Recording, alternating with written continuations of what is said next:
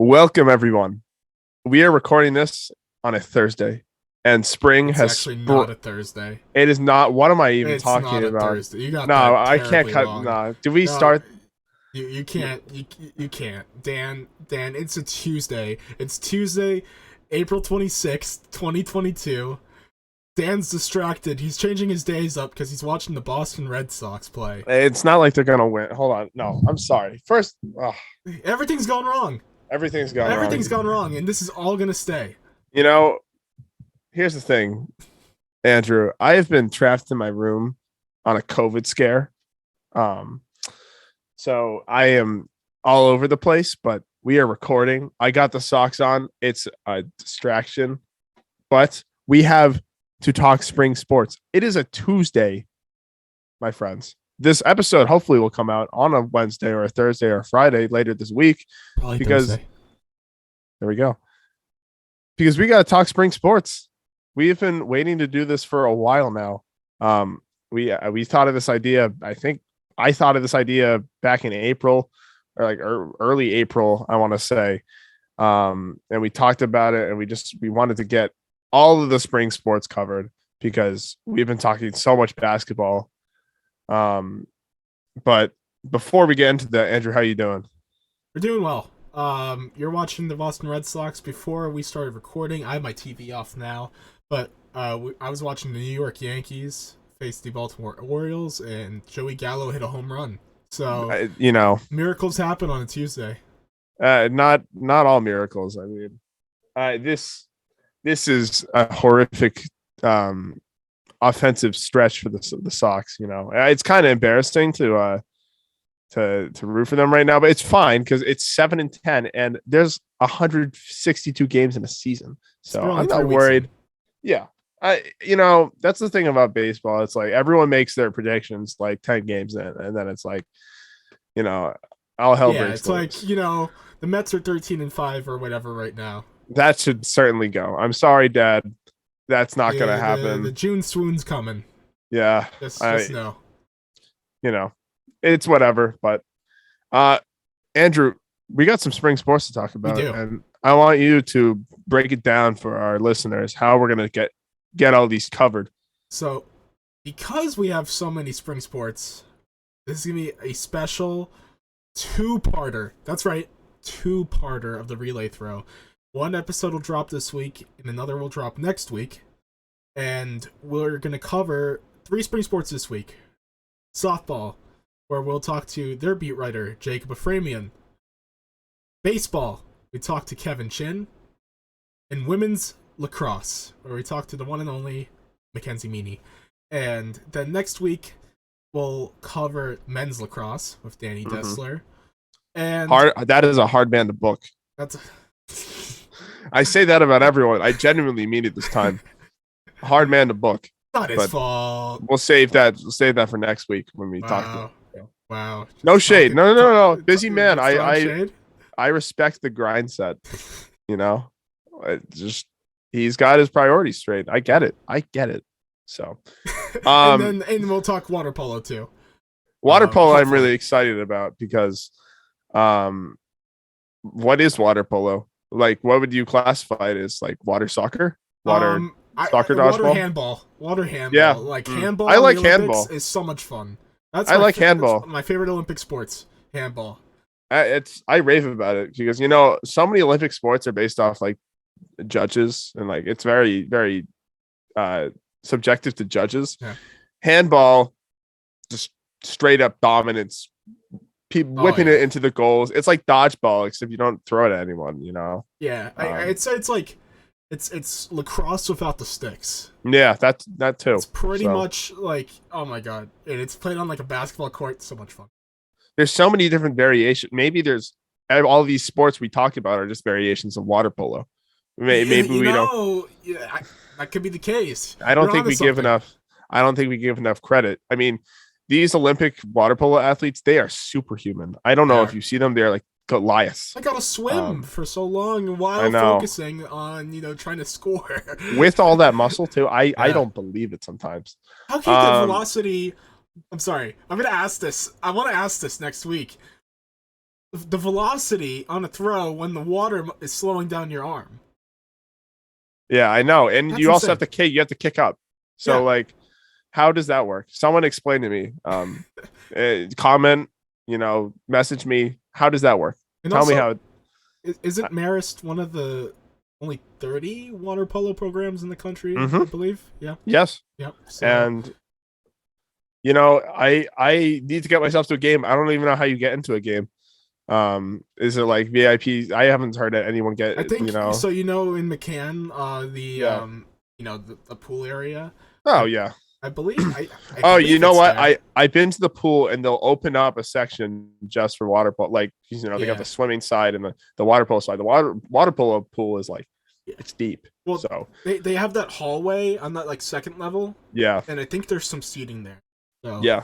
I think that's how you watch it. If you'd like to know what we're talking about, pull up a area layout of the new McCann Center. But yeah, we got some great stuff to talk about. I was really happy to do all these interviews. We got some great beat writers that maybe we don't give enough credit to. Some guys and gals, sorry, that have really mentored me. I mean, 2 out of the 4 of our bosses are girls, and I just have been taken in. I've been accepted as a writer, and man, they really just throw you in there, and the immersion is real, and I am very glad we get to highlight some of these writers. So yeah, really, really happy. Any particular interviewee you happy about, Andrew? Jacob Aframian, man. I hate to steal your answer right there. The Mad Aframian, as I call him.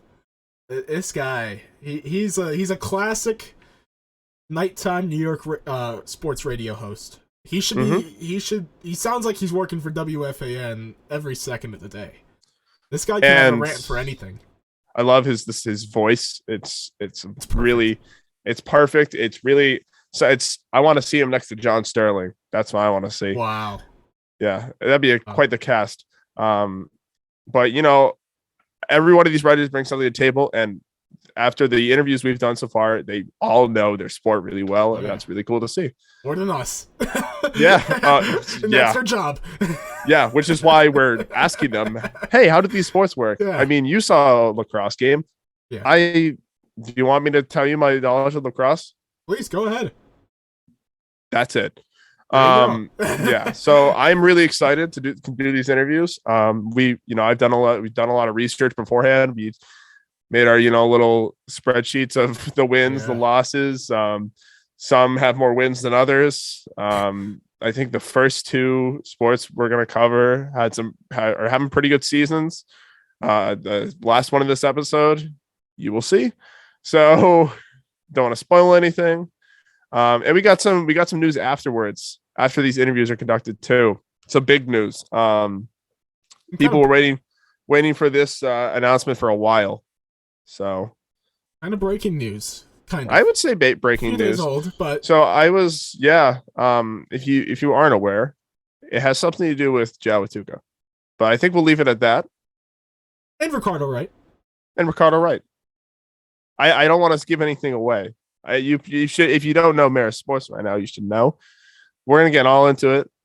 They committed to where? You'll find out. You're gonna hear our takes. You're gonna hear our takes on spring sports coming right up next. Andrew, you ready? That's what we call in the industry a tease, my friend. Yes, sir. Yes, sir. I don't want to give anything away. I'm really excited about this. My God, expert. Freddie Coleman would be proud. Hold on. Vladdy's up on the dish, so I gotta watch this. Kidding. Yeah, I didn't get into Freddie Coleman's class this year. Me neither. You didn't?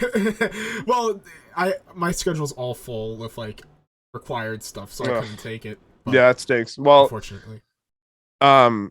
The pecking order for students, I'm freshman, and I was like, oh, there's no spots for any cool class. I'm lying. I got some cool classes lined up. I don't want to throw any shade. I got Arth for issues in sports media. That's gonna be awesome. His first class is Arth, so really excited about that. Yeah, but his sports analytics class went like that. I could not, That's it. yeah, but it's fine. Hopefully get to talk to Freddie about maybe he'll give us some advice about what we're doing. I met him once. He's a great guy. He's got, if anyone has experience at this college with radio and podcasting, it's him. He has that voice. Oh yeah. I don't know. His voice it's down here. I can't get to that. So, but yeah, let's get right into it. Yeah, let's do it. We're gonna send you off to these interviews. I hope you enjoy. First, softball. All right, welcome everyone. This is the first of many interviews to come in our spring special. On the podcast today, we have the softball beat writer. He is a junior. He is a member of center field, well tenured, and we have Jacob Aframian on the pod. Jacob, how are you doing? I'm good, Dan. Andrew, it's good to see you both. I'm glad we get to do this. Yeah, me too. Just had some banter about the current state of the Yankees, and there was a big softball series yesterday, actually. Right, if I'm correct, they played Siena. So we're gonna get into that. We're gonna talk all softball for the next 15-20. Andrew, I gotta introduce you too. Come on. How are you doing? We're doing well. We're recording this on Sunday, April, was it 24th? 24th. 24th. Yankees just came off a 10-2 win against the Cleveland Guardians, as Dan alluded to. So I'm a very happy camper. I don't know if I'd want Jacob on the pod if they lost. It's no offense. It's probably a good thing we didn't record this after the Tiger series. Yeah, if this was after Thursday afternoon, it probably wouldn't have been the greatest idea. I will put it bluntly in that regard. Yeah, of course. Well, let's just get right into it. We got a lot of softball to talk about.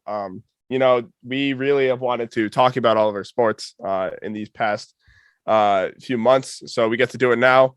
Let's go through all softball in the MAAC conference. So the Marist softball team, their current record in conference play is 6-6. Basically how the season started is they'll play 25-30 games away on the road while the field gets ready. Non-conference, yeah. Right. They basically just play a whole lot of non-conference games. Sorry, Kacho. They play a whole lot of non-conference games, sort of like warm them up for the season, just get their feet wet and whatnot. And then for the last month and a half, they play the conference games, which are the ones that really matter. Right. And yeah, baseball does the same thing. And I did a few baseball games, so I knew that what we were dealing with. But yeah, and then I know the field wasn't ready right away. And I had a softball player in my class. I was like, thank God we got to play. Their first home game was a few weeks back, but they are 6-6 in the conference. I'm well aware. I think they're second. And let's just go through all the teams they've played. In the MAAC, they played Niagara to start, and they started out by losing both of those, but they were both close games. Then went to Canisius and won both. So bounced back 2-2 record, and they had a 7-run shutout in the second game. They split a doubleheader against Iona. One was extra innings, and then the other one was pitcher's duel loss. Monmouth, they mercied in the first game, and they lost the second game. So typical Marist fashion, and 2 losses to Fairfield. And that was the only 2 wins for the Stags in the conference. But they bounced back yesterday and swept Siena and, blew them out of the water, 9-1, 7-2. Let's just mercied too. Let's get right into it. It's fresh in your mind. Let's talk Siena. What did you see the last 2 games, that doubleheader? Yeah, Siena, the game that they played against Siena was the direct opposite of the games, I should say, they played against Siena were the direct opposite of how they played against Fairfield. Fairfield, they really struggled to put runs on the board. They struggled with runners in scoring position. They just really struggled at just putting the ball, in fair play and just getting hits and they just didn't get any lucky drops. They were a lot of balls that they did hit were getting caught, and they just inopportune times and whatnot and stuff like that. But against Siena, it was the exact opposite. They really got on the board fast. The second game, the thing that I wrote about the most is Maddie Pleasance, who was like the designated player. She's a pitcher too. She's a freshman, I'm pretty sure. She had an incredible game.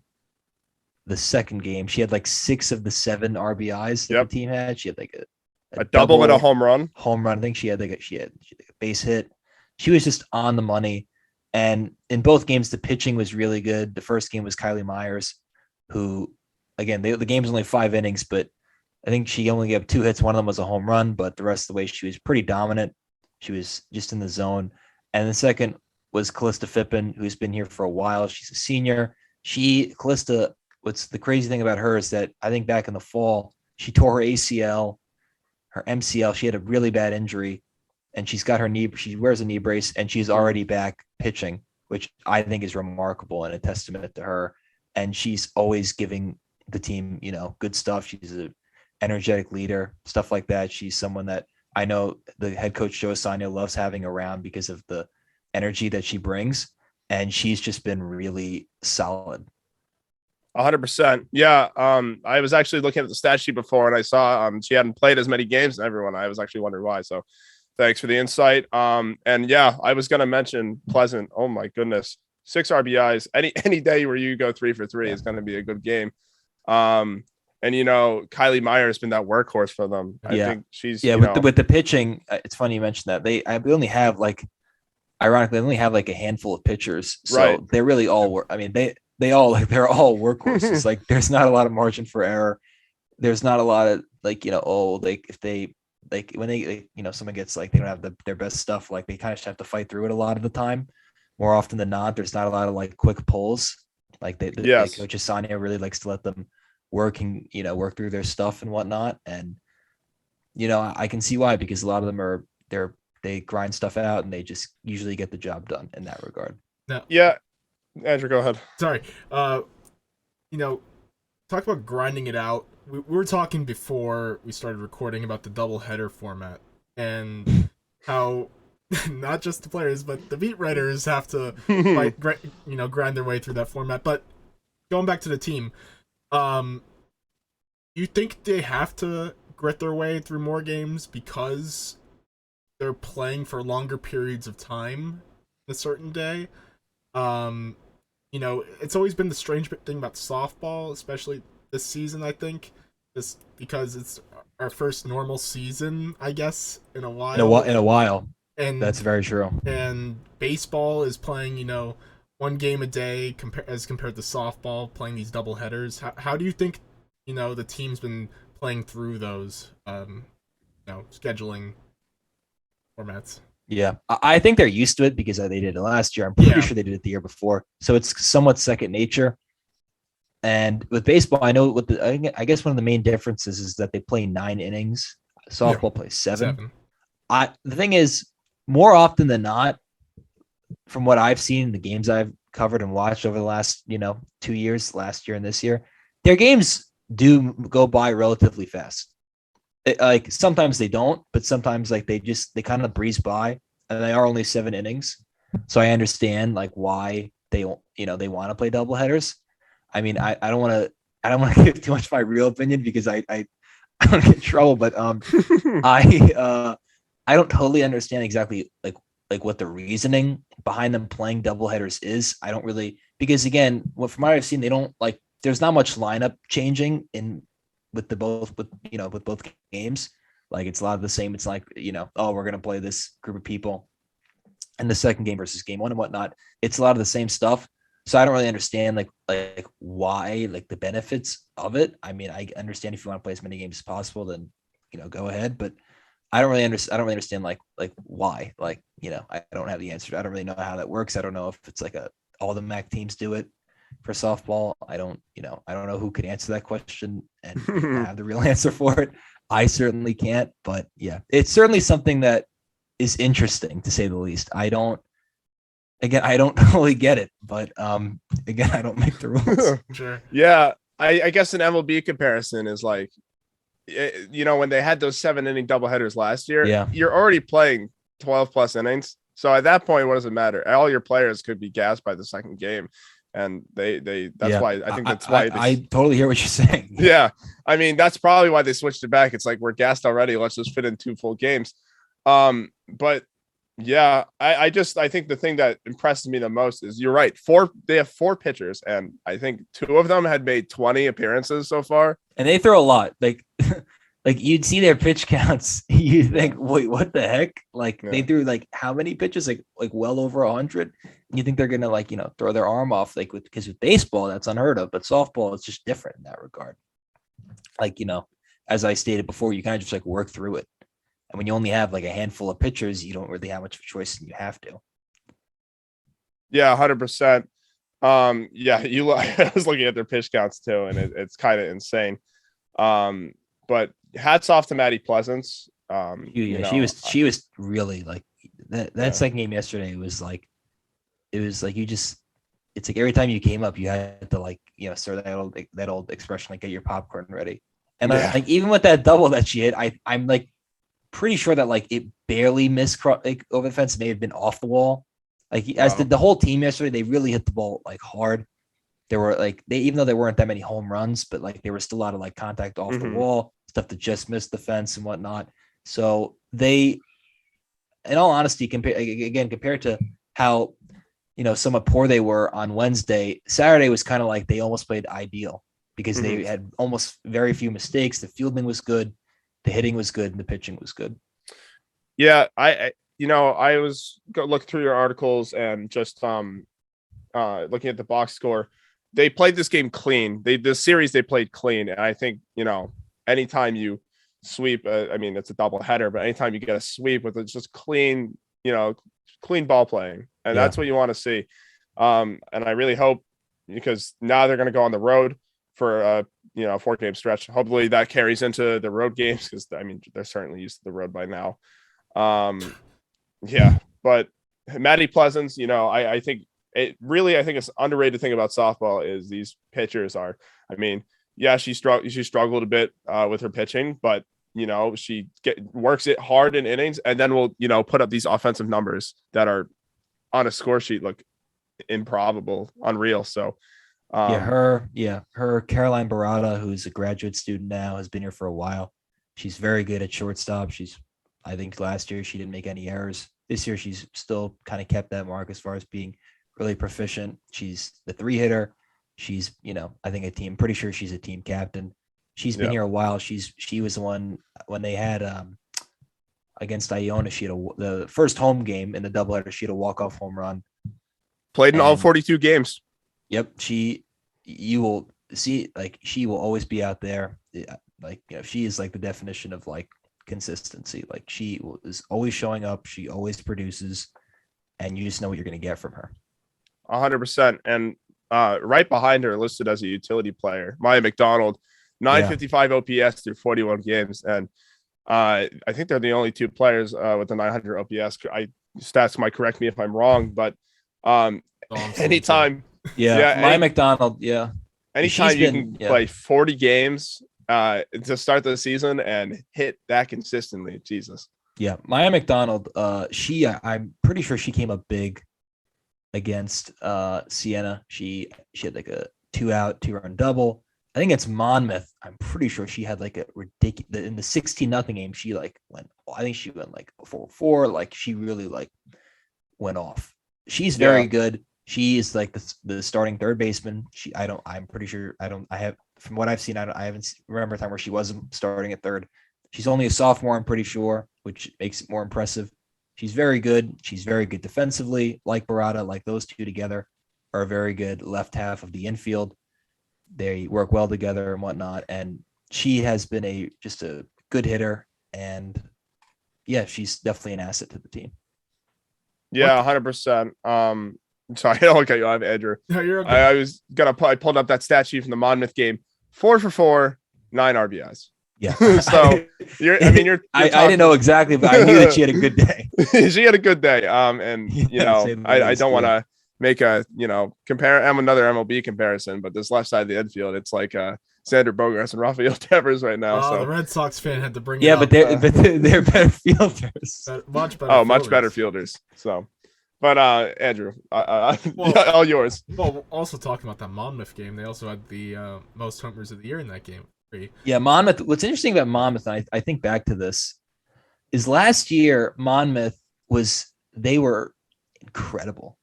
Like I don't remember what their record was, but their whole team, they were like loaded. They won like a ton of games. They were the 1 seed. And when we were the 8, we beat them in the first round of the MAAC tournament last year, which was awesome because us and Monmouth have they've been one of our obviously rivals, especially in softball over the last few years.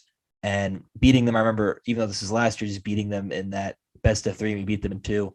That was like, it was hard to beat that. So it was interesting seeing because I don't think they're as good this year. I'm pretty sure they're last in the MAAC. Because last year they were incredible. I'm assuming they had a ton of seniors and graduate students and whatnot. But yeah, they're still, regardless of how good or bad they are, they're still a challenge for us, regardless. Because Listen to this. So Monmouth is last in the MAAC, a 3-9 MAAC record. Overall record, 8-35. Wait, can you look up what their record was last year? 2021, their record. So they were 25-7 in the MAAC and 25-9 overall. Yeah, like they have quite literally gone from first to last. I know it's a COVID season; they've already played more games, but that's pretty incredible. Are you calling it a Mickey Mouse COVID season? No, okay. So here's the thing: it's college sports. I don't know if we've gone. I don't know if we can classify a MAAC softball season as a Mickey Mouse season. I'd hate to do that to Monmouth. Seems like that's where you're going. Nah, I don't want to. I don't know. No judgments. I wasn't even here last year, so good. Kudos to them. We're on this table right now. We're right in the middle. 6-5 record, 18-26. Well, actually 6-6 now. They haven't updated it. Jacob, where do they go from here? Where do you see this team? How do you see this team succeeding? What do they have to do to succeed in their MAAC conference plays?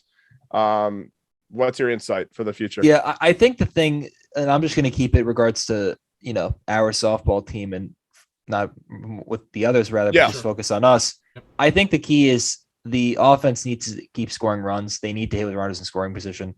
The pitching has been pretty good most of the season. They're pretty steady. They're not always like A+, but again, as I said, they're steady. They hold the fort down pretty well. And a lot of times they just, they don't always get the run support that they need. They need, like you can pitch. I don't care how good you pitch. Sometimes when you don't have any run support, it can, screw with your head and whatnot, and it can affect the way you pitch. But yeah, runners in scoring position, because they've struggled with that at times. And I just think consistency in general, they're 6-6, which means that they're 500. There's good and there's bad. They lack that consistency that they need to, go over the top in that regard. I just think that if they become more consistent and they score more runs, and they have more, and they just do better with runners in scoring position, I think that they'll be in a good position. What do you think the team's greatest strength is? Is their pitching? And it seems like you're kind of hesitant about the pitching. Yeah, no, but I think it is the pitching. Kylie Myers and Callista are very good. Callista has been around for a while, and she's been through it all, and she's seasoned, and she's just reliable. She's very reliable. Like I'll give you an example of like even when she doesn't have her best stuff. I think it was the second inning of the second game yesterday. I think she had 3 straight walks, but it was 1 out and the bases were loaded, and we were only up like 2-0. So they had a shot to get back into the game like that, But after she sort of lost control of, her pitching and the command, she forced like a ground out or a pop out and a fly out, and just got out of it like it was no big deal. Like that's who she is. She's tough. You're not just gonna, rattle her that easily. And, yeah. These two at the top of the rotation, Callista so far has a 1.11 whip, which is in softball, which is, a lot of, some small ball, you got some pop, but it's definitely a more hit friendly sport. That's really good to see, especially coming off an injury. And then Kylie Myers, 1.3 whip, 3 ERA. So those two at the top of the rotation, if they can lock it down, I mean, that's like you said, I agree with what you said. It's really about the offense. Can they provide that run support? Because you got these, you got Megan Half and Maddie Pleasance who, they aren't as pitching as dominantly as the top two, but they're, they eat innings. And it's certainly really about that run support. Yeah, So, I agree. You said it. And one more thing I want to add is one of the best players of last year's team, who's on this year's team, was Kaylee Coltrane, who's a catcher, designated player. She had a ton of accolades last year. She's a terrific power hitter. She's just a good hitter in general. I'm pretty sure she's nursing a back injury, which has kept her out, I think, since the end of February. So she hasn't played in a while, and it's definitely a noticeable hole in their lineup because she'd be like in the heart of the middle when she's right and healthy.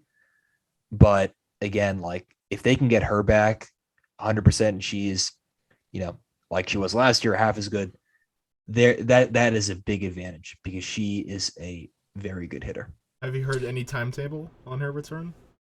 I'm not sure about the timetable. I haven't heard much about it. I think she may be able to go by before the end of the regular season. I'm only saying maybe because I don't know off the top. I don't know definitively, so I'm not gonna make a big statement about it. But yeah, I think that there's definitely a shot that she will play before the end of the season. I don't think this is a Ben Simmons situation. Oh man, he's out with back soreness now. So he woke up today and was like, "Yeah, no, you know what? That back, I need a little more work." He probably saw Kyrie's statement and about like how the Celtics are so well molded. And he was like, "All right, well, Kyrie doesn't even want to win." Getting back on topic. Sorry about that. No, of course. Why I love Ben Simmons talk. Anyway, I was just looking at the hitting stats for this roster, and you have 10 plus players who have played 30 games. And if Kaylee Coltrane was a giant part of this staff, it would be great to get her back. If you look at what she did last year and the numbers and the accolades she had, she was a centerpiece of this team. Like she was like it's almost like there wasn't enough room for like all the accolades that she like how good she was last year. Let's read off that stats. Ready? Yeah. 26 games, all 26 games played. 459 average, 1.5 OPS. So that's video game numbers right there. She can hit. Slugging percentage of over almost 1,000. So these are video game numbers right here. So she's a force. She is very good. I'm hoping that they can get her back because she's fun to watch. So yeah. And for people listening at home who have no idea what these stats mean, just think we're gonna do the Major League Baseball example again. A good slugging percentage in the MLB is a 475 or 50. And she doubled that. More than doubled that. So just keep that in mind. Yes. So it sounds like that this team has everything they need to have a successful season. There's some strong it looks like there's some strong opponents in the top of the standings. But and yeah, I think they do. I sometimes think that sometimes their own worst enemy can be themselves. Mm-hmm. What I mean by that is just like them not being able to put their best foot forward, not being able to score the runs. I don't know if there are any Monmouths they're like teams like Monmouth last year, this year. I'm not really sure. I mean, they were I just keep mentioning them because of how good they were. They won 25 games last year, for good reason, and we were able to beat them. And I think anybody can be beat in the MAAC in softball, but still that doesn't mean that no one should be taken lightly. But I do think Marist, they have the tools to win the MAAC. I do. I just think that they need to be able to put it together consistently. A clean series against Siena is going to help. It definitely helped. And it's going to help that confidence out. Yep. Alrighty, that is a great synopsis of everything Marist softball. Jacob, thank you so much for sitting down with us. My pleasure. I'm glad we got to do this. We hope to get you back. Yeah, you're a tough sell. You know, it was really tough to schedule this. Really tough to schedule this interview. You know, you got such a busy schedule, so really appreciate it. Once again, I'm Andrew. You got to give him your famous send off. So, well, you know what? I think in July we have to have a mid-season Yankees report on. Oh, let's do it. Throw. Is that a separate show? No, we're gonna keep it. This program. Well, you have to put. What are they? You know that thing they put with those rap songs, like that little like parental advisory. Yeah. You may need to put that up. If although I can rate myself then if I have to. No, we'll you know what we'll do? We'll do the E symbol and we'll do a little unrated version. Just for the more... you know you could get me and with me just saying like vitriol and cursing and just do like the beep sound and then you can get what he actually said or like what he meant to say. Yes, exactly. So it's perfect. It's okay. Joey Gallo will be gone by then. Oh God, please. We'll have a party over that one. All righty. Well, Jacob. It sounds like we got you booked for July, so we'll leave it there. Jacob, thank you so much. Thanks, man. All right, bye-bye. Okay, guys. So right now we have center field baseball beat writer Kevin Shin, the notorious one. How are you doing? Doing good. How are you guys? Good. I'm throwing off the viewers a little bit on this one. New location. So, but I was ecstatic to talk about some baseball. I know Andrew is too. So, I mean, well, yesterday we talked to Jacob, and Jacob's a big Yankee fan. Kevin, you're a Mets fan. Yeah. And off to a good start this year. Yeah, great start this year. They're the real kings of New York. Yeah, what are we, 12-5 right now? Wait until the June. The enemy of my enemy is my friend. So, and my dad's a Mets fan. I'm a Sox fan. My dad's a Mets fan. Oh, there you go. Yeah. But today, we're talking baseball, not Major League Baseball. We're gonna be talking college baseball.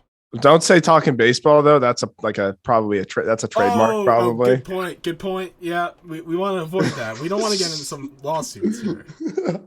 I was actually listening today, so let's keep the trademark. How about this? Talking Marist baseball. There we go. That'll work.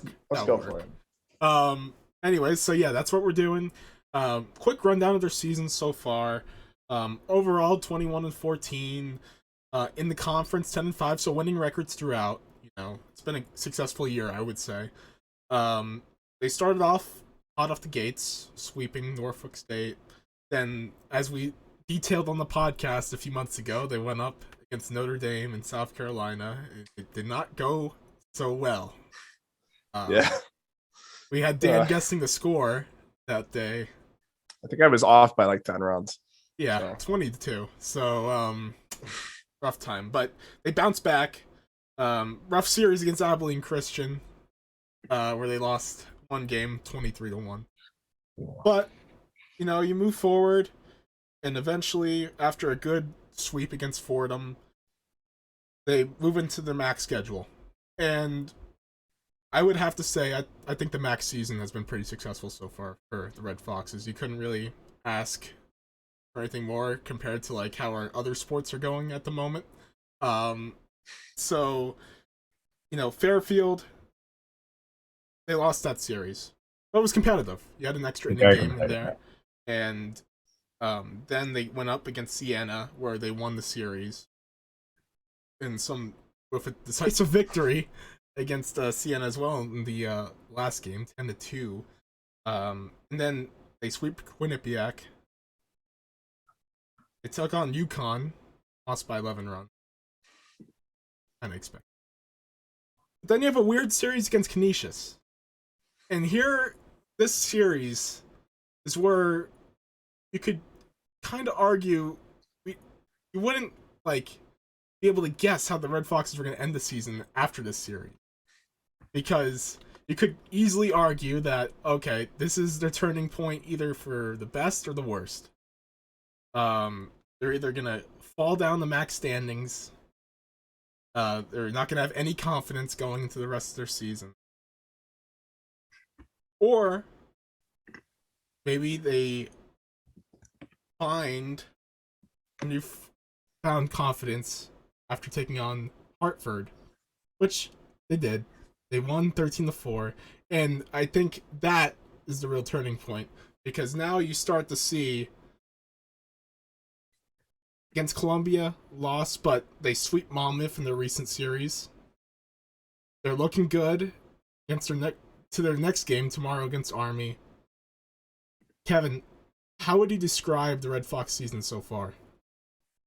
I'd say it was going like fairly well up until this last series, and now it's going good, because like I was talking to a Rubio about this, the one of their starting pitchers, and we were talking about how like I was like, who do you think one of the best teams in the conference is? And this was, I would say, like last Wednesday, and then he was talking about I thought like Fairfield, like because last year they were like 33-1. Yeah. And like this year, like, you know, we lost 2 or 3 though. We could have won all of those games. But then this is all prior to the Monmouth series. And then like he said, like Monmouth is probably one of the toughest ones. And like the fact that they swept them this past weekend, and it's very impressive. And I think it sets them up well for the tournament. Yeah, you know, I not to take any credit, I covered the game that they won against Fairfield. You had some stuff going on. And yeah, I mean, the level of competition is really there. I was really impressed with their pitching. Actually, that game was really good. And, you know, it's really tough if you're a Major League Baseball fan and you look at like this year-long statistics, and these pitching stats are just like, they don't look that great on paper, but, you know, it's really heavy offensive side of the ball.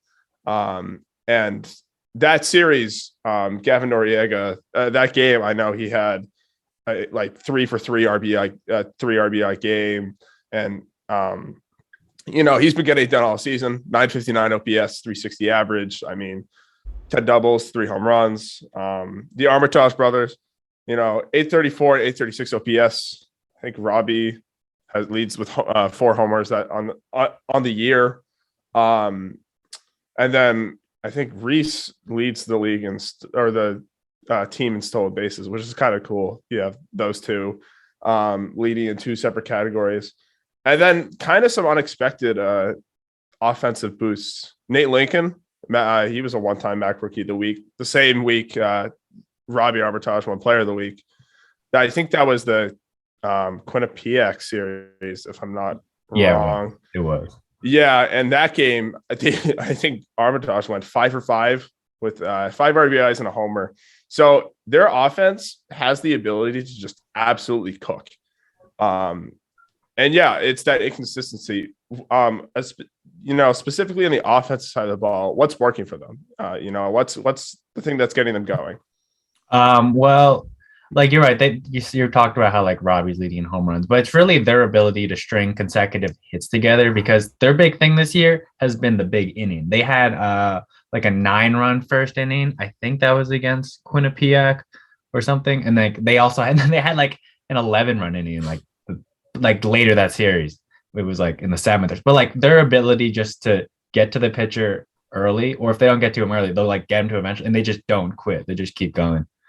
Just to add on to Kevin's point there, I know in college baseball stats tend to be inflated, but I think it's still very important. 6 guys are hitting over 280. You know, you're just stringing in consecutive hits, and that's what starts the beginning. And I mean, talk about Gene Napolitano, dude. Dude's hitting 380 this year. Yeah. I mean, kind of ridiculous. I think he's 3rd in the MAAC right now. Yeah.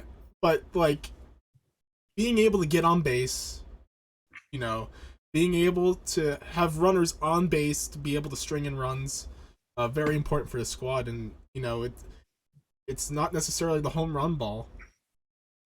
It's just knocking guys in, slapping guys in with singles, and that's what's working from. Yeah. Yeah, 100%. And then we can kind of go to the pitching side of the ball. I pulled up these stats earlier. And yeah, I was surprised. I don't think I was surprised seeing like the whip being like above like 1.2 for most of these guys. But and I know like some of the they had those 20-point games, which I mean, you can't really count those in the stats.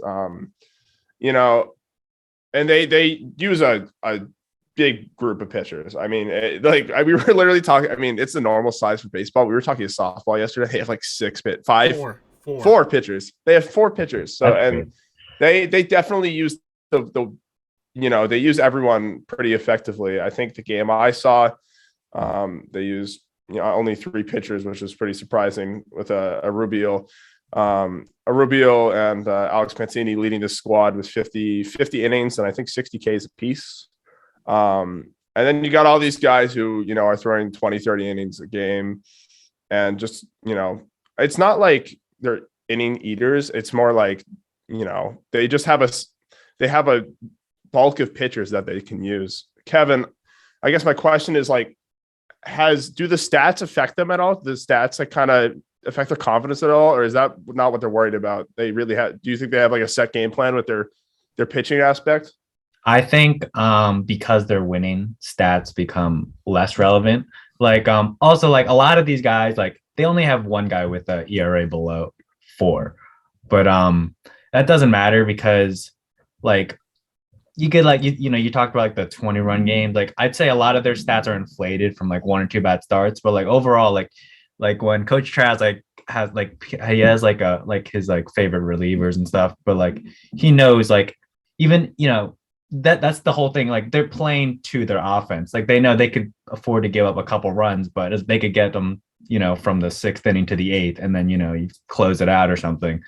Then like that's all that matters. Like I think it's a team sport, and like if ignoring like individual like accolades, then as long as they're winning, it's all good. I mean, just to add on to Dan's point about players caring about stats, I don't know if this can be kind of redundant, but just on the pitching side, we've seen a couple of these games where the opposing offense just blows up. We've mentioned runs multiple times. How have the pitchers been able to maintain their confidence? And I know you said they feel more comfortable giving up a couple runs here and there because of their offense. But when you have a loss by 20, when you lose by 20 runs, how do these pitchers come back and the next day and pitch with the same type of confidence? I'm pretty sure they just like, it's a new day, like you just have to shake off the bad ones and then like, hope that like, because if you have like a old, like a home run from last game linger in your mind, you're not going to, but like, that they know like what their job is and their role. And like, as long as they're able to complete it, if you complete it, whatever, 9 out of 10 times, then, that one time doesn't matter at all. It's just, Yeah. Kevin, I don't know if you were covering baseball last year or if you saw any games last year. Any big surprises this year as you've been watching from this team? Anything you did not see coming that obviously this is a really strong start, which Andrew said, with our other sports in mind, that's kind of rare almost. Really great conference record. But yeah, any surprises this year? Yeah. So the biggest things were I think their 2 leading hitters, Gavin and Gene, because like last year, I know Nico Amori, I think he split a lot of the time at catcher, but now it's primarily Gene, and he's thriving. And then Gavin, he's a redshirt freshman, so he didn't play last year, and I didn't expect him to be like this much of a force in the lineup. But same with Nathan Lincoln, like. A lot of these guys, like you know what you're gonna get from the Armitage brothers, from Brian Hart, from Dylan Hoy. Like these guys are like they're established players in the clubhouse, but like these other guys, like you didn't I don't think anybody saw how good Gene would be this year. But these like jumps in performance, and then also the freshmen who you didn't usually freshmen aren't usually immediate contributors, and like this year they are. We were talking with Jacob about how softball is playing these double headers still, and baseball is different now. We're back to playing 3-day series in conference over the weekend, and 3 separate games on 3 days. This is like their first normal season for any of these players in like 3 years. Mhm. How have they readjusted playing that type of schedule? Did they get comfortable with like a doubleheader type schedule last year? How have they adjusted themselves? I feel like they definitely prefer the normal scheduling because you're right. Like, what the last normal season would have been 2019, and most of these players probably weren't even on the roster. So I'm assuming like because when they're playing double last year, I remember it was double headers like Saturday and Sunday, so that's 4 games in like 2 days, which is like it's a lot. And like and last year was also all conference games, so I think they like this normal schedule, playing like mixing in out of conference games, getting to like travel and like also like just rest wise for like pitchers. I think it's more like normal. Like I know there's certain pitchers who will only pitch on Saturday, but it works out because of like the scheduling. Yeah, great points, both of you. We were talking to Jacob, and I was saying, it doesn't matter if it's like a 2 7-inning games or 2 9-inning games. You're playing over 9 innings of baseball per day, and it for pitchers maybe it doesn't affect them that much because you have such a bulk of guys, but especially for hitters, dude. I mean, you're out there all day. If it's a hot day, you're gonna be winded. Yeah, totally great point. Let's look at the opponents they have coming up. I think they have, I want to say 3 series left. Kevin, so wait, let me just pull up the series. So they got one game against the Army, which is tomorrow actually. Yeah. And that's at West Point. So that's kind of cool. Me? Kevin? That's probably a cool game, but nah. Yeah, I wish I could go. I'm sure it's going to be a cool atmosphere. But then, as far as MAAC opponents, they got a series against Iona, who I believe is not doing too hot. Yeah. And then Ryder, and they finish at home against St. Peter's. Not probably as good as their basketball team. What do they need to do?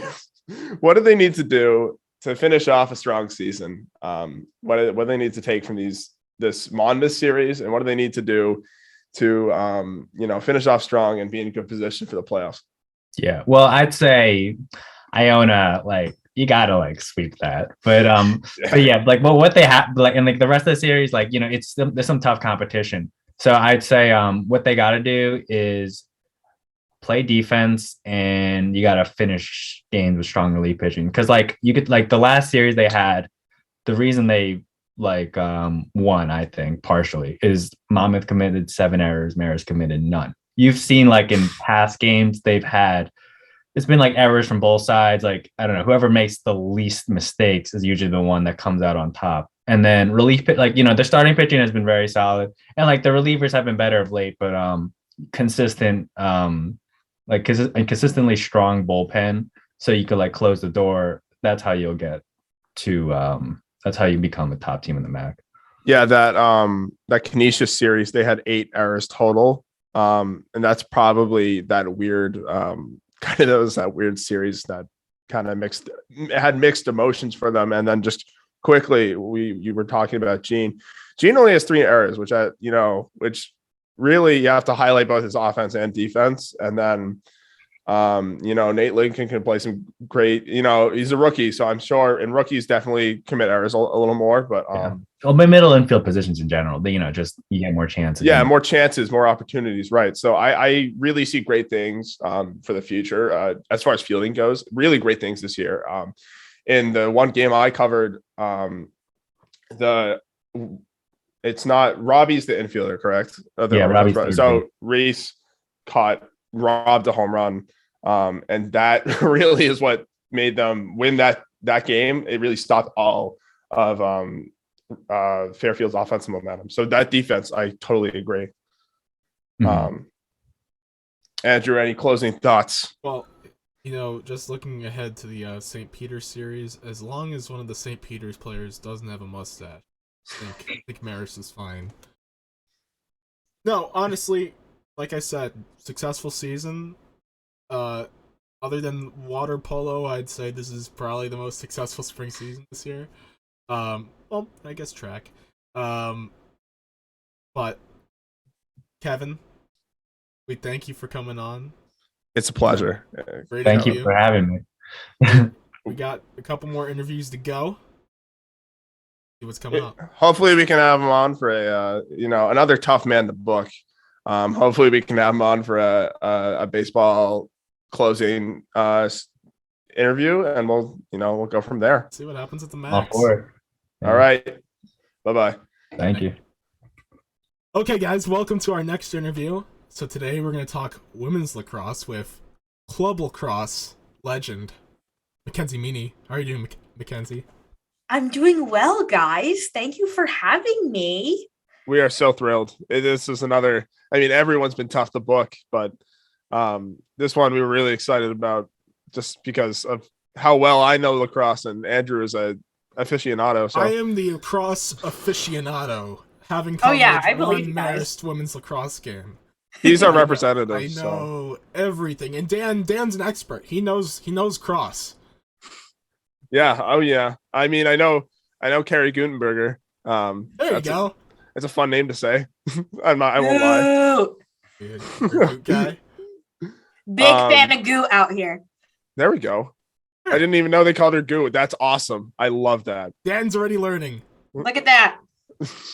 Yeah, I mean, I'm excited. We're really excited to do this. So, you want to just get right into it, Andrew? Let's get into it. So, season. We're coming off talking baseball with Kevin, and they're having a great season, and women's lacrosse is just the complete opposite. What's going on? Yeah, I mean, it's definitely tough. I've talked to Coach Wilkinson about this throughout the season. The best way she worded it to me was they're just having growing pains, and they're very real. But this is a season that they're using to set up for next season, which I think is really good. I know we were just talking about Carrie Gutenberger. Next year will be her senior season. I think the biggest thing that women's lacrosse struggled with this season was finding players to replace people like their goalie last year. Delaney was a beast for them in net. She started all their games. Now she's at Richmond. They graduated a bunch of people on attack. And I think just finding people to fill those roles was obviously going to be a challenge. And then, they come into they play in a conference that's so competitive where every year the champion can be different. And I think it's just how it's been. It's hard, obviously, to, have a season where it's as bad. Well, I don't want to say bad. Bad's not a good word to use. A season that's not as optimistic as ones they've had in the past. But still, there was great lacrosse they've played. I mean, going to overtime with Canisius, winning the first half against Fairfield and being up going into halftime. Those are things that are really good positives to take away from the season. Yeah, so just to get into the season real quick, 3-13 overall. Actually just won their first conference game of the season. They're now 1-7 in the conference. Let's go. Yeah! And, the thing I noticed when studying to cover the game I covered against Siena was their offense. They can't score. And that trend has continued. They've only scored more than 10 points in 6 of their 16 total games this year. Is it the youth? Is it a lack of chemistry just from not having normal seasons the past few years? What do you attribute that to? I know you mentioned growing pains. Yeah, I mean, I think it's a kind of a combination of things. I was always growing up playing lacrosse being told that if you win the draw, you're going to win the game. Mm-hmm. And in the past, they've had really good people at the draw. When I first started covering them, Haley Wagner was doing the draw, and she was a beast. She's in the record books for draw controls. And then they had Rami and a bunch of other people in the past couple seasons. And this year they had a freshman taking the draw, which by no means is an indication of, she's not that great at it. But obviously the draw in college against people whose position is to just take the draw and get off, I think that kind of contributes. But like you were saying with the offense, I think the offense really just couldn't find the ways to string the ball together to, complete the passes, make the cuts they needed, because in the past, they've relied so heavily on their goal scorers, like names like Sam Mahalik, Carrie Gutenberger, who we've been talking about, people who once they get the ball 9 times out of 10, they're going to put the ball in the net. So then, especially in this season, when Carrie went down with an injury and couldn't play the end of the season, they had to put new people in offense and they had to move things around.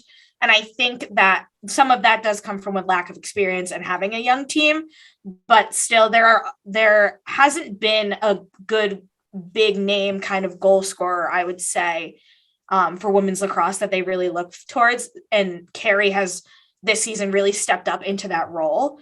But with her out, then it became kind of Kelly Trotta's turn to do it. And if Kelly Trotta wasn't hot, it was Olivia Arnston and Alex DiChiara. It was all these people kind of working together, which I think was really kind of optimistic in what the future of the attack is going to look like.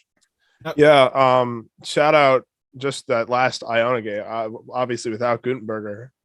Shout out Kelly Trotta with 4 goals and Shay Thompson and Melissa, I want to say Boucher with 3 goals apiece. So, I mean, that's something you love to see from a squad that's rebuilding, we'll say. Not bad, rebuilding. And then another thing I was going to point out, just like those early games, man, the strength of schedule. I mean, Ohio State, 21st in the nation, Vermont, 29th, Army, 28th, Hofstra, 43rd. I mean, you got 4 opponents in the top 50 of the nation. And that's not something you want to look forward to with such a young squad. Just your overall, I want to hear your overall synopsis of those early games. Yeah, I think I really was interested when they put the schedule out, and I did see those names like Ohio State and Vermont and Hofstra, Army, all of these really good, talented programs. I was really excited because I was like, what if Marist won one of these games? Like, what if they won? Like, that would be insane. And when I was putting together their season preview, I talked to Coach Wilkinson about this, and she always likes to design her schedule with some of the hardest teams possible. So that's when you're looking at Ohio State, you're looking at Army. Army just got a real gem of a coach with Michelle Tomolo she's a Syracuse legend. She's a USA lacrosse legend. Army's ready to go in a national championship, I would say, in the next couple of years. So it's interesting to see those games and those teams. But when you look at the scores of those games, like obviously some of them might be blowouts, some of them might be a little bit closer. But, I think even just to score on Ohio State or score on Army, you know what I mean? To have things work and, kind of string things together and get ready for the season. I think a lot of those things translate, like we were saying earlier. Finally winning in the MAAC against Iona, winning the first half against Fairfield, those are things that are really encouraging and I think translated from those preseason games. Now, something that I am curious about, I'm not sure, you can answer this for me on the spot. MAAC Tournament, does every team in the MAAC qualify for the MAAC Tournament in women's lacrosse? So only the top 6 make it. So Unfortunately, I believe that would be Marist is out, Iona is out, and I don't know the other one, but it was Quinnipiac. I got those standings out right now. So it used to be last year, all of the teams made it. And they had to do a play-in. So last year, Marist did a play-in against Iona, beat Iona, and then played Fairfield, who was the eventual champion. But they took Fairfield to overtime in that first game. So even if you think about that, it's the schedule and the stats and the score, I don't think fully ever do the justice and tell the perfect story of Marist women's lacrosse. I think it's so much deeper than, we were just talking about, they had 3 against Iona, they had 3 different people score 3 goals, 4 goals. You know what I mean? I think that you have to do a little bit of digging when you're looking at this women's lacrosse team because there is so much more than the scoreline will tell you. Yeah, I'd say that form of digging is having you on the podcast. I already know so much more. Already way more excited than those stats show. And looking at the standings, especially in the MAAC, there's no one dominant team. I mean, there's let's see, 5 teams with 5 wins plus. So it seems to me and you mentioned it, it's a sport in this conference that could change every year. I I know they're already out. They're out of the playoffs, so we're already thinking next year. What do you think is going to be the biggest advantage for this Marist team for next year? What do you think is going to really? Do you think they can really come to their own as a solid team in this conference? Yeah, I think Marist has the potential. Hopefully, knock on wood, make the playoffs next season. I think still there are teams and athletes who haven't seen the full potential of Carrie Gutenberger. I think she still has time to come into her own and really be that dominating force on attack. It's just unfortunate that she got hurt in the game against Niagara. I think next season, Marist's biggest struggles are going to be to find a goalie because they're graduating too and they're leaving behind. I believe she's a sophomore.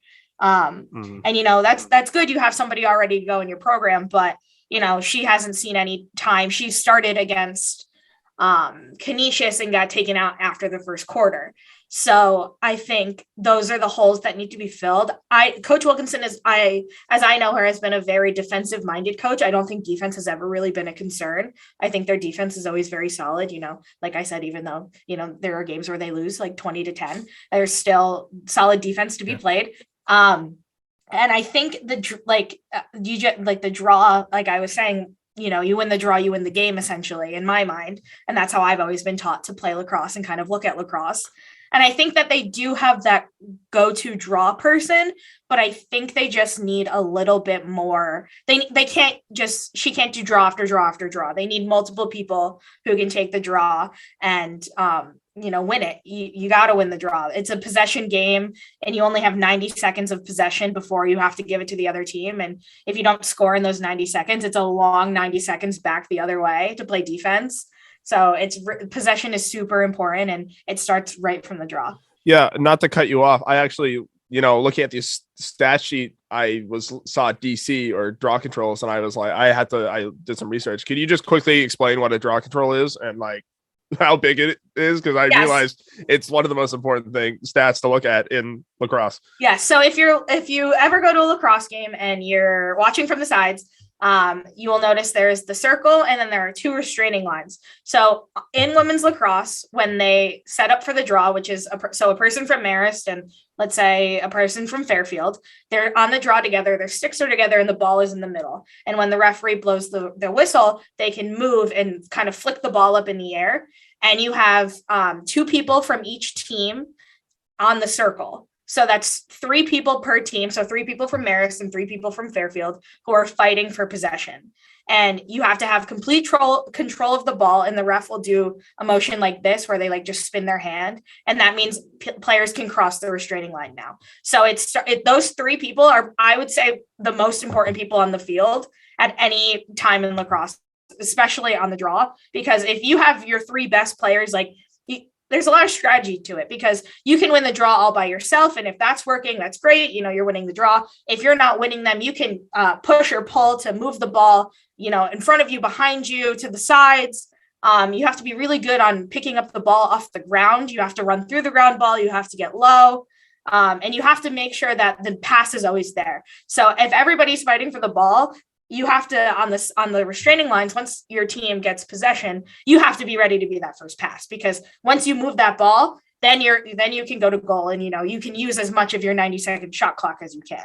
So it's super, super important that you win the draw. Like, honestly, it's important when you win the first draw. And then once you win the first draw, you got to win the next one and the next one and the next one. So that's why it's not always easy when you have one person taking it, all of the draws, because it's taxing on your body. It's hard on your wrists. It's hard on your arms. And, it's a difficult position to do and it takes a lot of skill. So the more people you have kind of in that loop who can all take the draw and take it very well, I think in the future, Marist will find some more success there because they won't have to rely on one person to just get the ball up. And also, to go along with taking control of the draw, I mean, the free position game, you got to take advantage of the free position, and Marist struggled with the free position this year. As a lacrosse player yourself, like, the free position, it seems, as an outsider, it seems to be more of an individual type, of effort. Like, say, like a penalty kick or a free kick in soccer. Mm-hmm.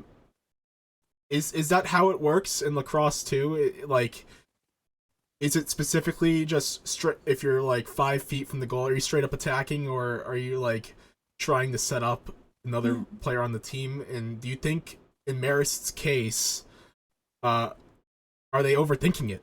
Is that what the issue is? Yeah, that's definitely an interesting question. You know, when I play lacrosse, I actually play defense, so I haven't taken too many 8 meters in my life. Yeah. But I always dreaded getting them because, as it like very clearly is, it's a shot to goal, essentially just a free shot on net. And there are some skill to it. It depends on where the foul occurs, because if it happens right in the center, you're on the center hash. If it's off to the side, you're on the second hash or the hanging hash, and you have a little bit of a harder attempt to goal. Then there's also like, once the ref blows the whistle, do you just rip the shot? Do you run in close and try to, fake high, shoot low? Maybe if you're off to the side, do you see you have a player open and you can pass it over them and they have a better shot? So there's a lot of kind of things to think about when you line up for that 8 meter. But also I don't know if it's necessarily Marist isn't making the shots or that the goalies in the MAAC conference are just so good. I think they've played against a lot of really good goalies who are really good at making saves.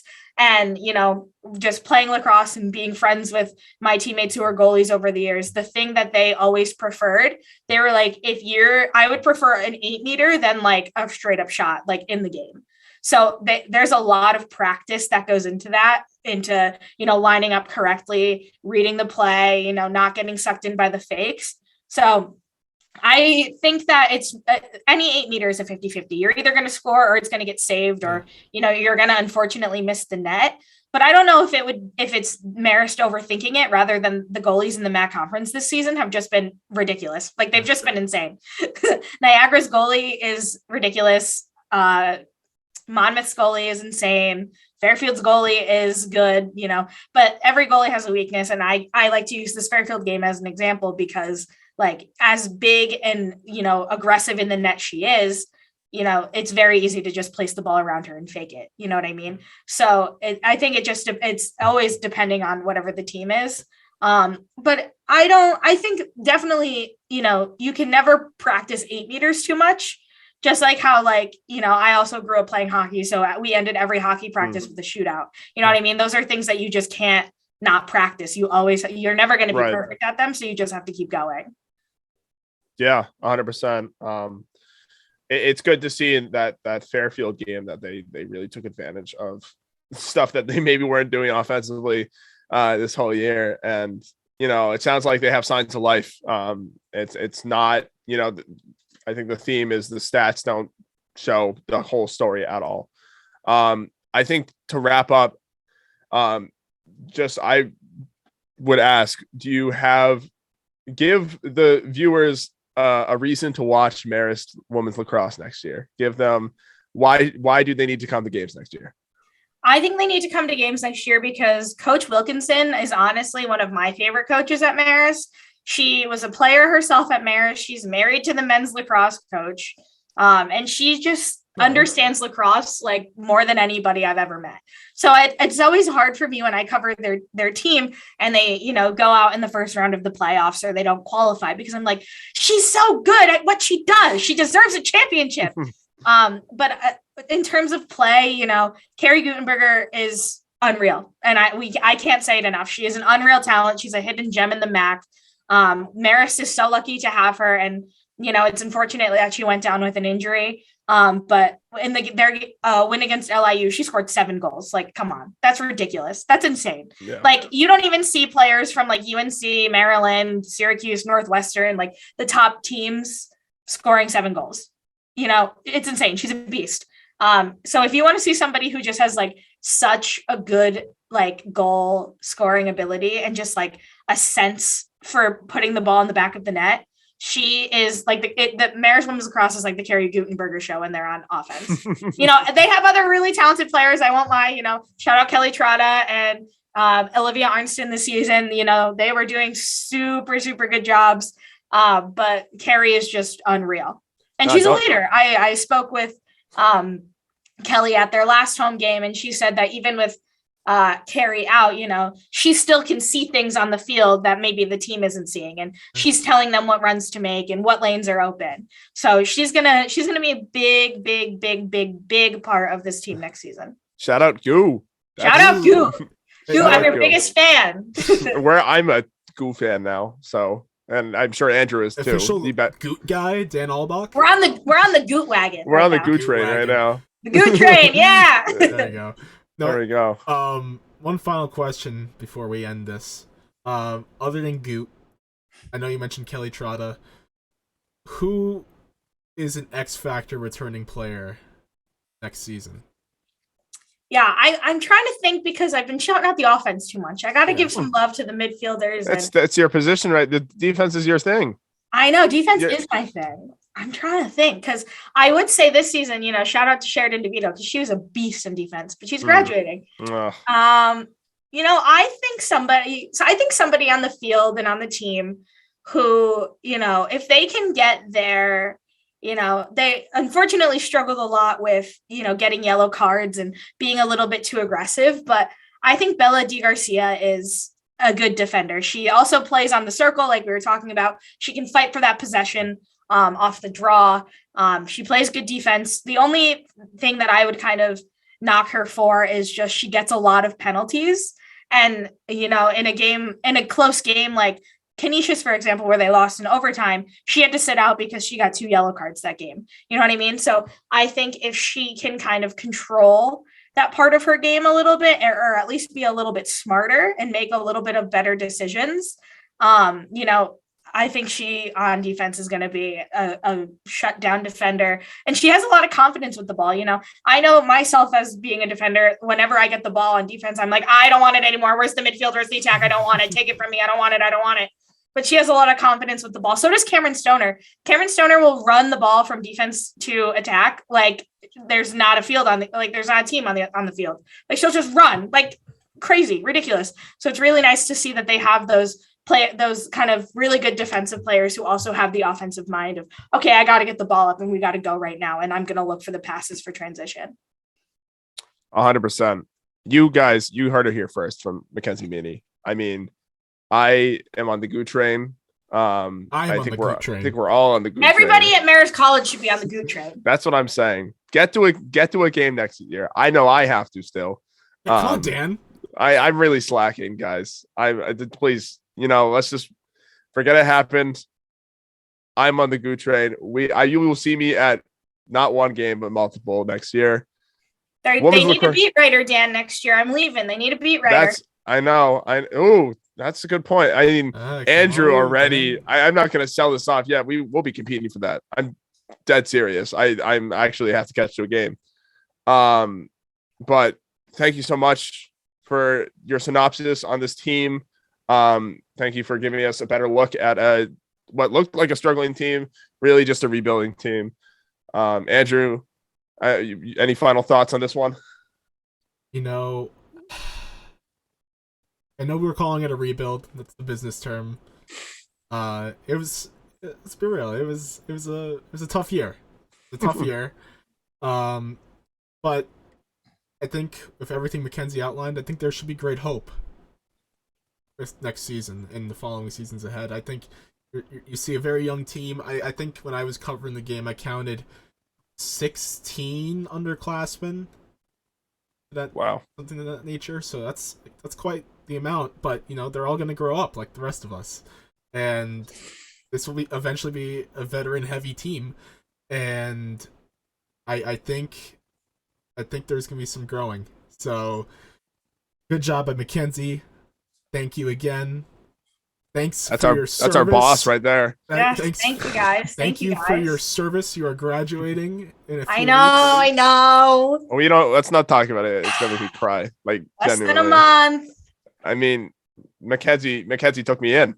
You and Bridget took me in. So I'm gonna get to it. Gave you the nickname Blonde Dan. Now we can't talk about you any other way than by Blonde Dan. See, I'm not even showing the hair ahead. So now I just feel bad. Awful hat. This is getting emotional. We got to wrap it up. Mackenzie, thank you so much. Oh, thank you. Yes, thank you guys. Thank you guys so much. All right, bye-bye.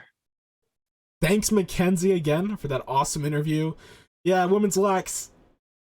Not Yeah. doing too well. It happens.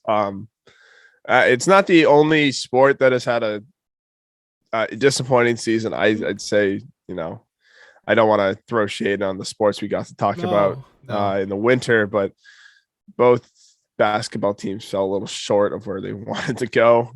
The women's team more so just because of all those injuries. It happens, and the rebuilding year.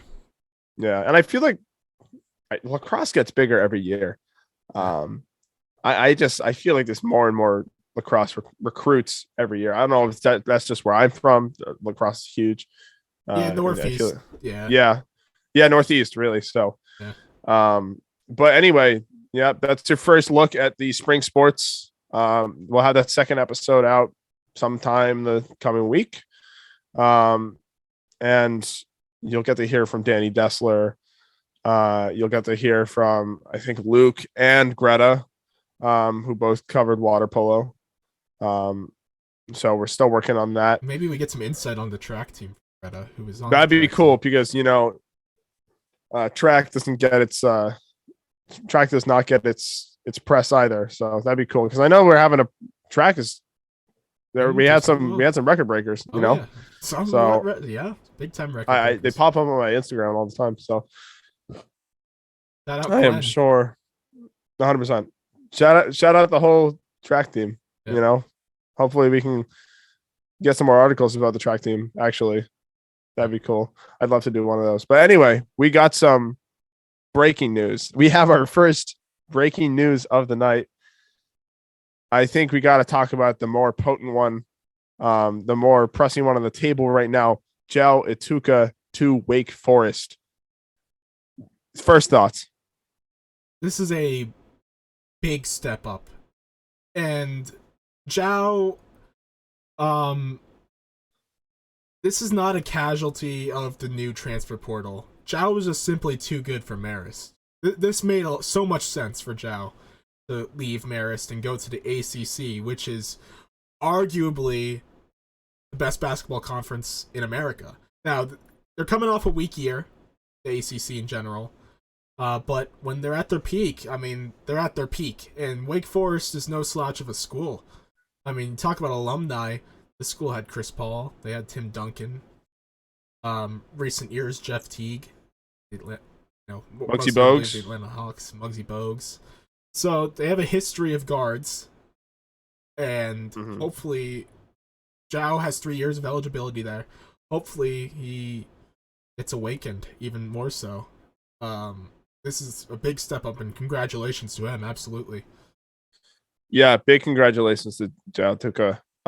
That's obviously in order. He is, yes, he's leaving Marist, but the fact that we got that talent level last year, I think I made a direct impact on our season. Yeah. Disregard the MAAC playoffs. We really did great down the stretch with that win streak, and he was vital in that. You cannot take him away from that team. I'm sure he's still has a lot of good memories here and bonds with teammates, and he simply is built different. Is built for a school, a bigger school, and Wake Forest. I really hope they have something in store for him. Chris Paul is 6'0". Zhao Tuka is 6'1". Obviously Chris Paul is one in a 10 million billion players, but I really hope they're able to develop him and turn him into a really good guard. I hope he gets a lot of playing time. That's always a worry. I was reading from people who follow Wake Forest. It looks like he's gonna split time with their other returning point guard. I forgot his name. I'm sorry. But yeah, that seems to be the plan, is for him to have a good amount of playing time, it seems. So, well, that's great. Yeah, no, it's definitely exciting. Yeah, it's really exciting because I'm sorry, Dan. He's gonna be go ahead. He's gonna be there for a long time too. Mm-hmm. It's not like he's a graduate transfer who's only gonna spend 1 year. He's gonna have 3 years at Wake Forest, unless he 100%. transfers again. But sorry, go on, Dan. No, we talk a lot about this transfer portal, how it's changing the entire face of basketball, college basketball. I think this is an obvious positive of the portal. You have to be in support. Yeah, this because is because this is a guy that was putting up 18.5 sorry, I was reading a stat line of Alondas Williams. He's putting up 15 plus a game with like 20 minutes, like averaging 20 minutes. Holy, like you cannot ignore that. One rookie of the week almost every week. And then it was rookie of the year in the MAAC. You cannot ignore. I know they were ranking players in the transfer portal, and wasn't that high. I can't believe that he's still underrated. He's obviously gotten some press. Just various ESPN articles will list like top performers in low majors.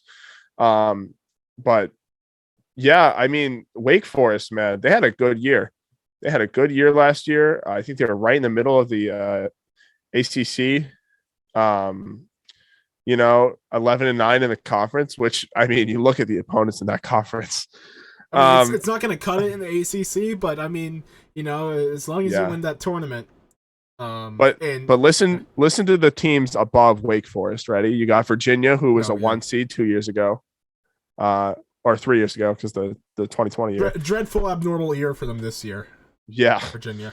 It was a weird year for the ACC. So, Miami in the tournament, Notre Dame in the tournament, UNC in the tournament, Duke in the tournament. Duke and UNC, obviously, the two most teams that get the most press in all of basketball. And then below them, Florida State, Syracuse, Clemson. These are teams that have made the tournament before. We are going to get to see. I don't want to make any, bold predictions, but in the next 3 years, we could easily see a Marist transfer in the tournament, and that is really cool to see. Yeah, no, definitely be rooting for Jow. I don't want to jump on a Wake Forest bandwagon. We might have to. That's gonna be our ACC squad. I mean, Jonathan Canane, of course, is the Syracuse guy. I grew up a Syracuse guy. I no longer support Syracuse University in athletics. But, is that another reason why he banned you? Oh no, not at all. Not at all. Maybe is this new information? I was rooting for him against Duke. Yeah, this is kind of. I mean, I told him, but this is new information for the pod. Yeah, some prior history. But no, Jow, I saw the other day on Twitter his per 36 numbers. It was about, I think, 24.5 points per 36 minutes, which is absolutely insane for college.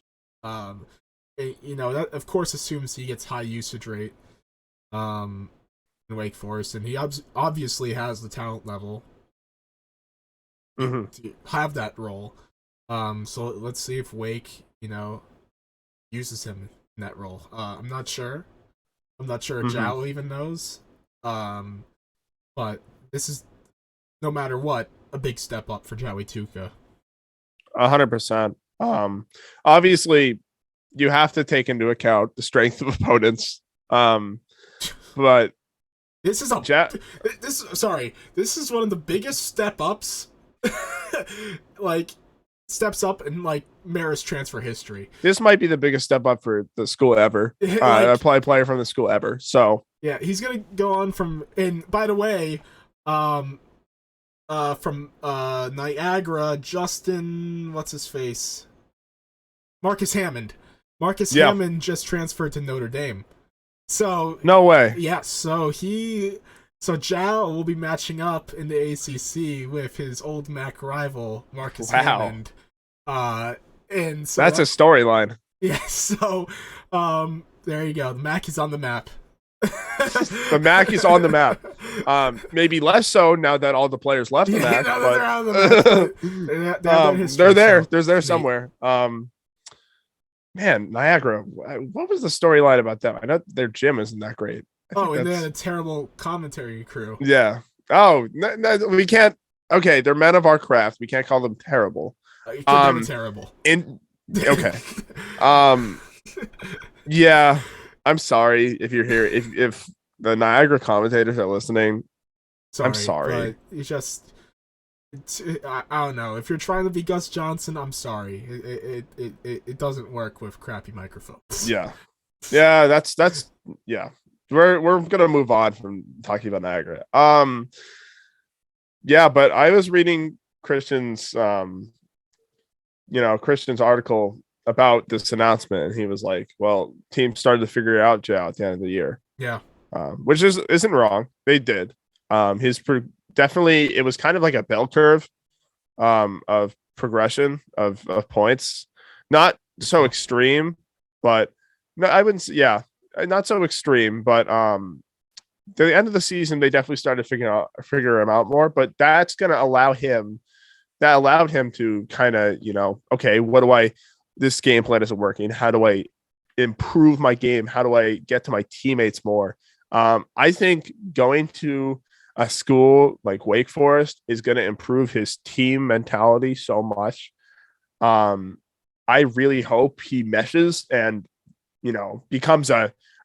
passes more. I hope he, gets better looks from teammates. I hope they integrate him to an offense that can get him good looks on the inside. I mean, they got some tall guys, and I'm sure they got much taller guys in the ACC than in the MAAC.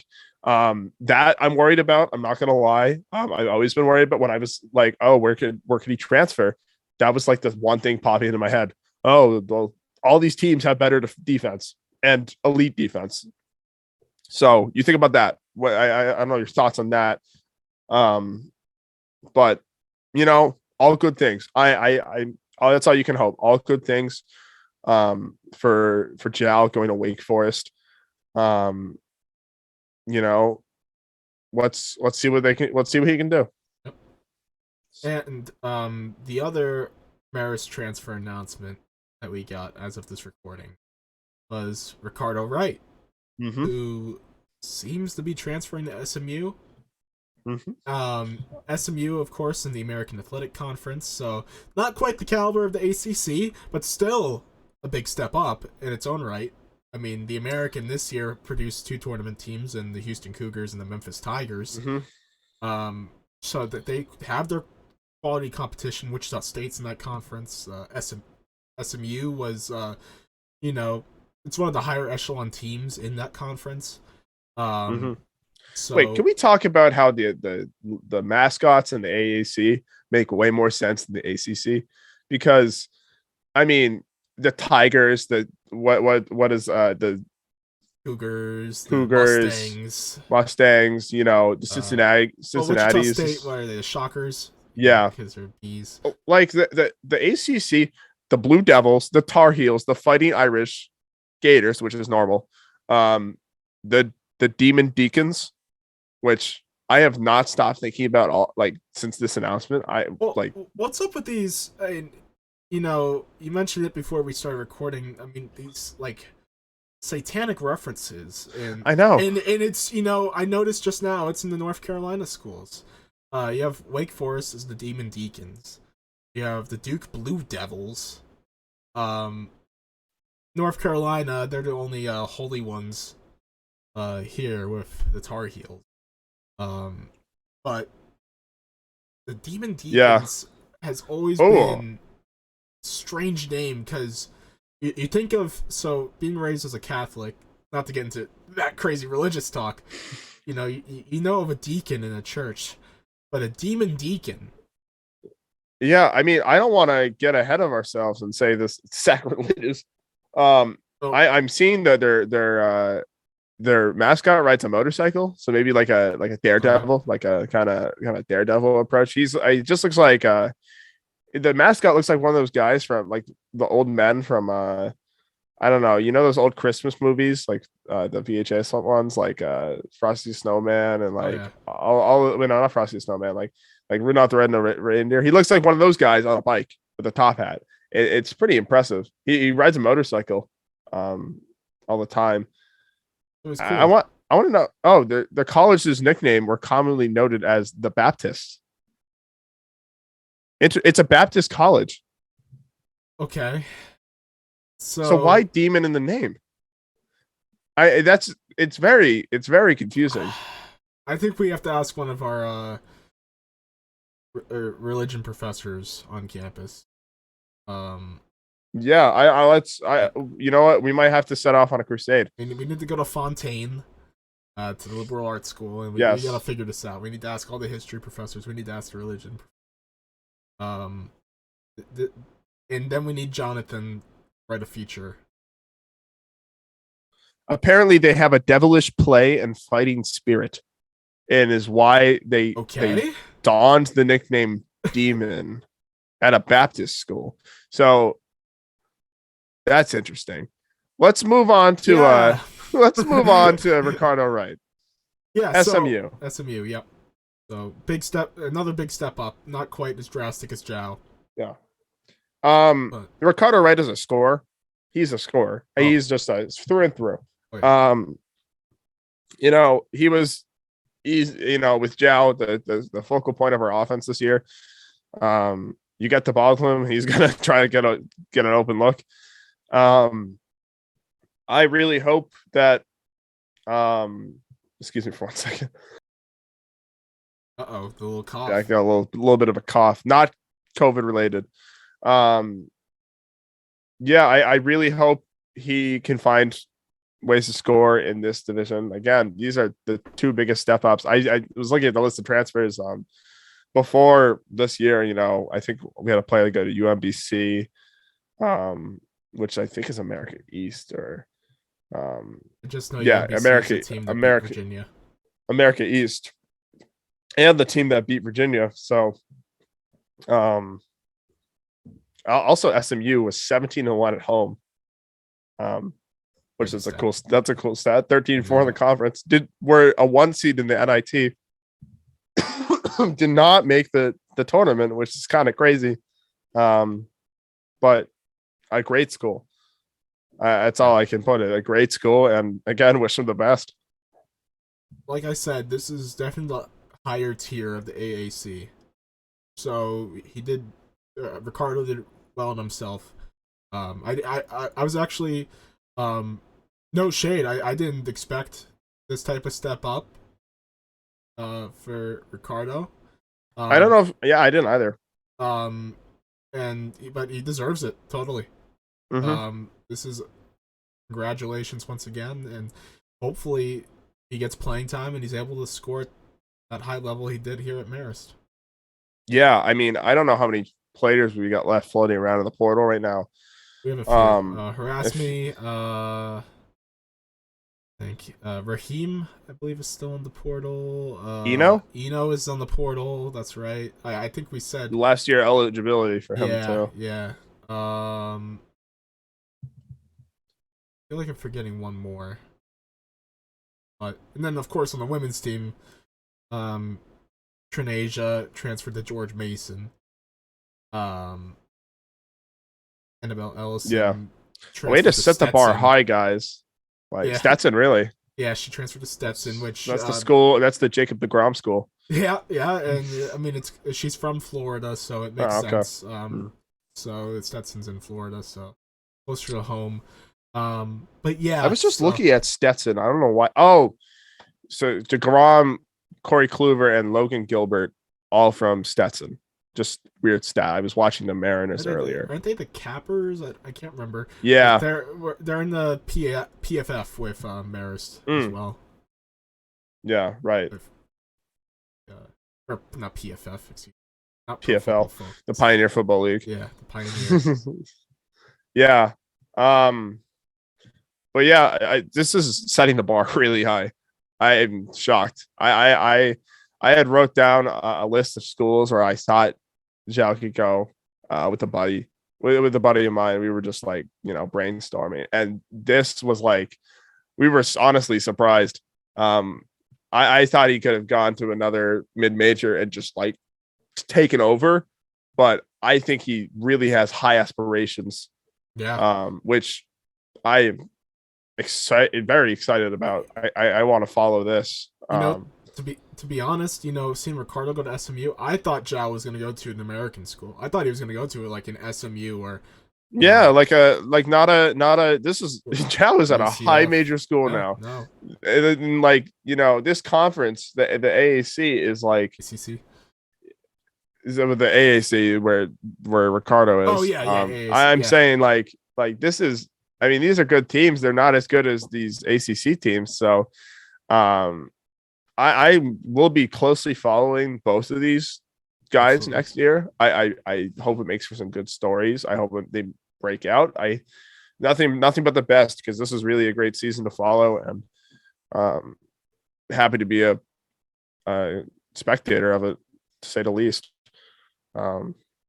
Hopefully, hopefully next year we don't have as many transfers, even though it's inevitable. But I was really like, we've talked about the transfer portal so much, and I honestly don't think the culture will change unless something that, like, structurally changes with it. But agree. they just changed this rule, so when is a change going to happen?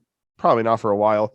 I really think this portal has a chance of just ruining the bottom half of basketball, which it has its pros and its cons. You got guys like Jal getting more attention, but then you can argue, schools. Sorry, then you could argue that players who aren't getting much playing time at bigger schools, they could easily transfer to a mid-major school like Marist, get more playing time. So it kind of reciprocates. Right. It works both ways. But and I'm still hoping on that. We haven't seen anything like that yet. No, I don't know. I haven't looked at the rest of the MAAC teams. We need we need someone that has any experience. Yeah. Right now, because I mean, yeah, it's for any hope of some sort of narrative next year of a game plan, like a certified, like a solid basketball team. We need some sort of veteran, some guy that knows college teams or how to play college ball very, very well. Not to discredit anyone that just got recruited, but that experience goes a long way. Zhao transferred to this Wake Forest team because of the potential he has on top of the great season he already had. So, he's going to get so much. He already has 1 year under his belt, and that experience goes a long way. I wish I couldn't reiterate it about it more. But I would follow both of these guys just because this is a new era for college basketball. Follow both these guys if you're into Marist sports.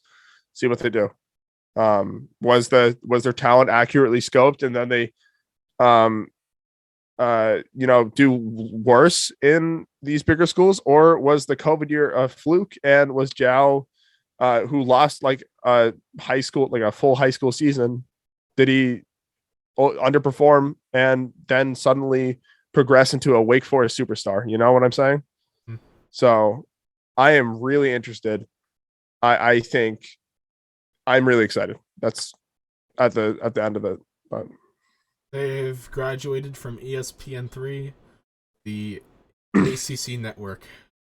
Yes, and maybe some ESPN. Oh, it's probably some ESPN 1 and 2 coverage. So that's great. Yeah. ESPN3, man. We're basically the Ocho, but I don't want to shade us. No, don't shade us that much. We have a professional production. We're not playing cornhole. Yes, that's true. We got a professional. It's really great. I mean, we got great coverage. I can't complain. I think that's all we got to say on these transfers. We're gonna, we'll be watching the next few weeks very closely. I don't know what the deadline is. If there is it's gonna go on to June and July in the summer. It's gotta. I know it's gonna last a while. There's a school of fish of young basketball players ready to be picked up. This is a real experiment this year. But I just got to keep some sort of hope for this men's team and this women's team who lost a lot of players too. So, that's the MAAC basketball summary right there. Yeah. So we're talking all these spring sports, and we got some basketball talk. Yeah, we always have to. I mean, It's what keeps us relevant, We know right? ball. Yeah, we know ball. You know, the MAAC is less so on the map than we think it was, I'd say. But we're dispersing, you know. Dispersing. So, We're sharing the our MAAC wealth. is spreading. Yeah, we had to give up our good guys, you know. It sucks, but it's just the reality. So this second part of the spring sports will be coming out next week. Hopefully we got some new news for you guys regarding you know, we'll update you on the sports that we already covered this week, and we'll update you on, you know, what we usually update you guys on. Andrew, any final thoughts before we wrap this one up? You said the MAAC is less so on the map. I think the MAAC is still on the map. Well, I don't want to, you know, tease anything. Again, on the center field board, I got an article idea up there that's sitting there with my name on it. Literally my name next to it. I hope I might be saying the MAAC is on the map again. We will be seeing. We'll see. That is it for us, guys. Thank you as always. You know, stay tuned for next week, and keep the MAAC in your thoughts. Pray for Marist. That's it.